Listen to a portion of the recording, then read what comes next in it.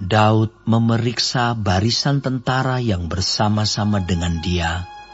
Kemudian ia mengangkat kepala pasukan 1.000 dan kepala pasukan 100 atas mereka.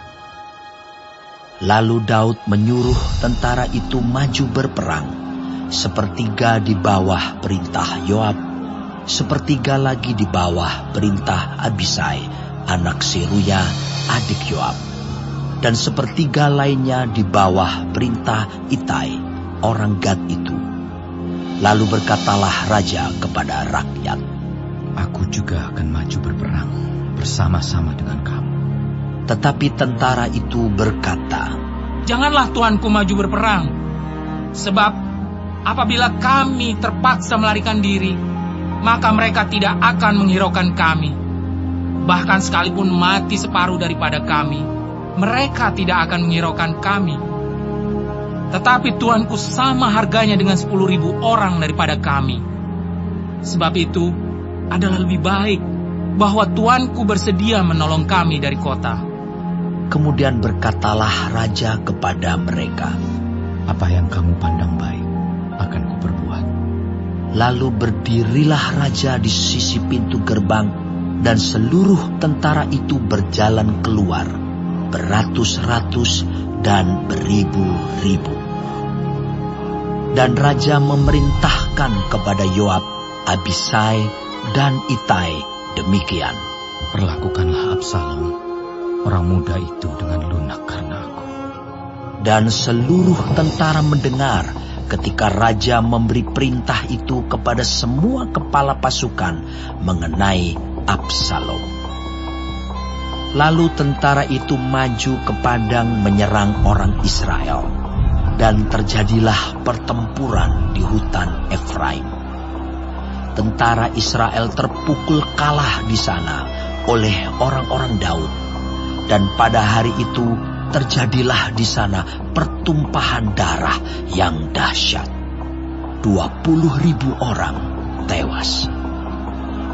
Kemudian pertempuran meluas dari sana meliputi seluruh daerah itu, dan hutan itu memakan lebih banyak orang di antara tentara daripada yang dimakan pedang pada hari itu.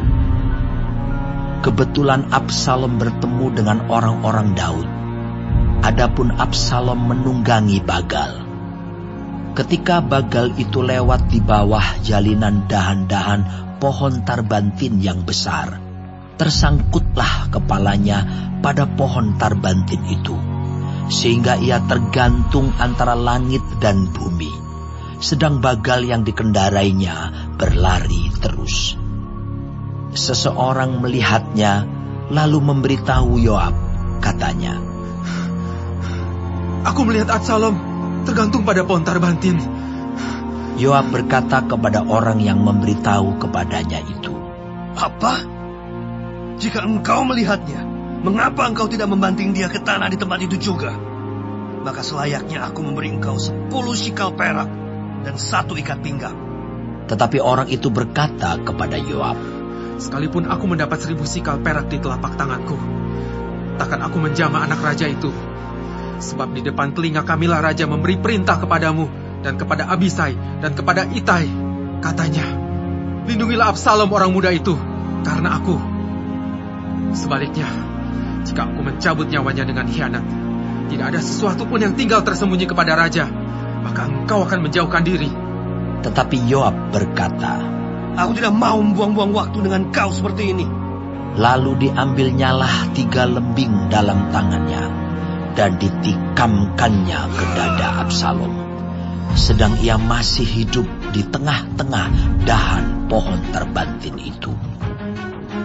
Kemudian 10 bujang pembawa senjata Yoab mengelilingi Absalom, lalu memukul dan membunuh dia. Sesudah itu Yoab meniup sangkakala, sehingga tentara berhenti mengejar orang Israel, sebab Yoab mau menahan tentaranya itu. Lalu mereka mengambil mayat Absalom dan melemparkannya ke dalam lobang yang besar di hutan itu. Kemudian mereka mendirikan di atasnya timbunan batu yang sangat besar. Dan seluruh orang Israel melarikan diri masing-masing ke kemahnya. Sewaktu hidupnya, Absalom telah mendirikan bagi dirinya sendiri tugu yang sekarang ada di lembah raja. Sebab katanya, Aku tidak ada anak laki-laki untuk melanjutkan ingatan kepada namaku.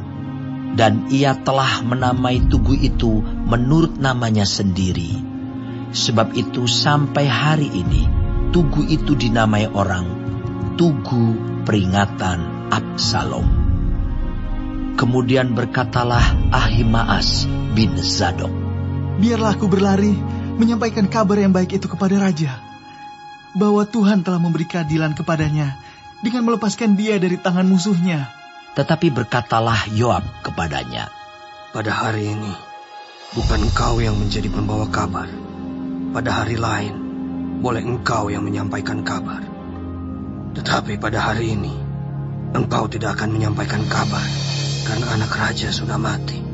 Lalu berkatalah Yoab kepada seorang Etiopia, Pergilah, beritahukanlah kepada raja apa yang kau lihat. Orang Etiopia itu sujud menyembah kepada Yoab, lalu berlari pergi. Tetapi berkatalah sekali lagi Ahimaas bin Zadok kepada Yoab, Apapun yang terjadi, izinkanlah juga aku berlari pergi menyusul orang Etiopia itu. Tetapi kata Yoab, Mengapa juga engkau mau berlari pergi, anakku? Apakah engkau membawa kabar yang menguntungkanmu? Jawabnya, Apapun yang terjadi, aku mau berlari pergi. Lalu berkatalah Yoab kepadanya, Kalau demikian, larilah. Maka berlarilah Ahimaas mengambil jalan dari lembah Yordan, sehingga ia mendahului orang Etiopia itu. Adapun Daud duduk di antara kedua pintu gerbang, sedang penjaga naik ke sotoh pintu gerbang itu di atas tembok. Ketika ia melayangkan pandangnya, dilihatnyalah orang datang berlari, seorang diri saja. Berserulah penjaga memberitahu raja. Lalu raja berkata, Jika ia seorang diri, maka kabar yang baiklah disampaikannya. Sementara orang itu mendekat, penjaga itu melihat seorang lain datang berlari. Lalu penjaga itu menyerukan kepada penunggu pintu gerbang, katanya, Lihat, ada lagi orang datang berlari, seorang diri. Berkatalah raja, Itu pun membawa kabar yang baik. Sesudah itu berkatalah penjaga, Aku lihat cara berlari orang yang pertama itu seperti cara berlari Ahimaas bin Zadok. Berkatalah raja, Itu orang baik. Ia datang membawa kabar yang baik. Lalu Ahimaas berseru, katanya kepada raja, Selamat!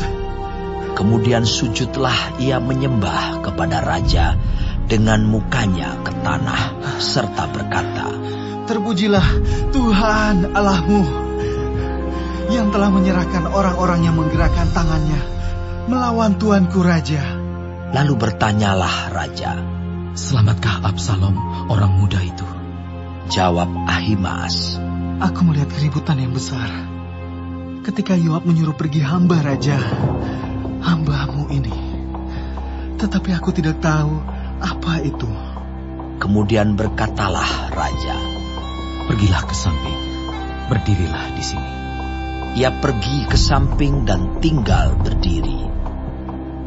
Maka datanglah orang Etiopia itu. Kata orang Etiopia itu, Tuanku Raja mendapat kabar yang baik, sebab Tuhan telah memberi keadilan kepadamu pada hari ini, dengan melepaskan tuanku dari tangan semua orang yang bangkit menentang tuanku. Tetapi bertanyalah raja kepada orang Etiopia itu, Selamatkah Absalom, orang muda itu?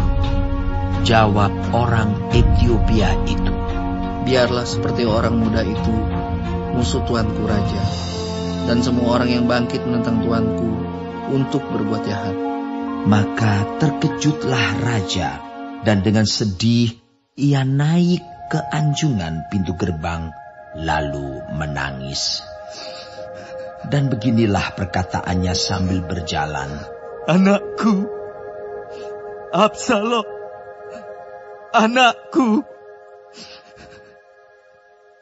anakku Absalom. Kalau aku mati menggantikan engkau, Absalom, anakku, anakku.